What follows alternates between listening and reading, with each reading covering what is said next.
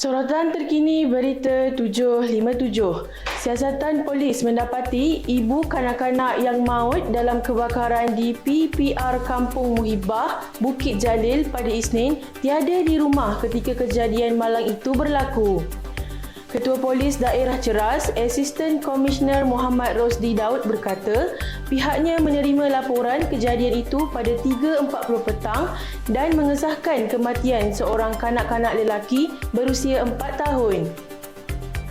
Rosdi berkata, siasatan lanjut sedang dijalankan dan kes diklasifikasikan mengikut Seksyen 31-1-A Akta Kanak-Kanak 2001-Akta 611. Terdahulu, Harian Metro melaporkan kanak-kanak lelaki berusia 4 tahun ditemui rentung dalam kebakaran unit Pangsapuri PPR Kampung Muhibbah, Bukit Jalil pada Isnin. Pusat Gerakan Operasi Jabatan Bomba dan Penyelamat Malaysia JBPM Kuala Lumpur dilapor menerima panggilan kecemasan kejadian pada 2.59 petang. Sementara itu, sebanyak 483 orang daripada 182 keluarga terjejas banjir di Sabah masih berlindung di sebuah pusat pemindahan sementara PPS setakat 8 pagi Isnin.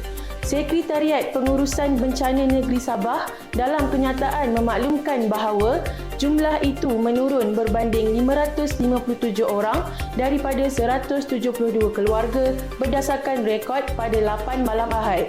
Menurut kenyataan itu, kesemua mangsa yang merupakan penduduk dari 93 kampung di Beaufort itu ditempatkan di PPS Dewan Dun Banir. Sementara itu, Jabatan Meteorologi Malaysia meramalkan tiada hujan di Sabah pagi Isnin, namun beberapa tempat di kawasan pedalaman dijangka mengalami ribut petir serta hujan pada sebelah petang dan malam. Dalam perkembangan sukan, Timbalan Perdana Menteri Datuk Seri Dr. Ahmad Zahid Hamidi menzahirkan ucapan tahniah dan syabas kepada pemain perseorangan wanita negara Goh Jin Wei atas kejayaan menamatkan kemarau kejuaraan selama 8 tahun apabila menjuarai kejohanan cabaran antarabangsa Singapura pada Isnin.